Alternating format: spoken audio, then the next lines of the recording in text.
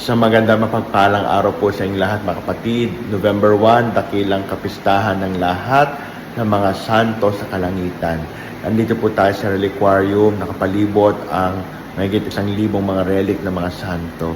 Alam po ninyo, sa araw na ito, November 1, dalawang paalala. Una, hindi ka nag-iisa. May mga santong handang tumulong sa iyo, nagdarasal para sa iyo, makikilakbay kaisa mo patungo kay Kristo. Sana po, wag po natin kalimutan tawagin ang ating mga favorite saints, no? Para tayo ay kanilang ipagdasal. At pangalawa, tayong lahat po ay tinatawag na maging banal. Opo, we feel unworthy, makasalanan tayo. Pero alam po ninyo, ang mga santo, tao rin sila tulad natin. Pinairal nila ang pag-ibig, awa, turo ng Diyos sa kanilang buhay. Kung pipiliin natin ang Diyos, tiyak po, lahat po tayo magiging santo.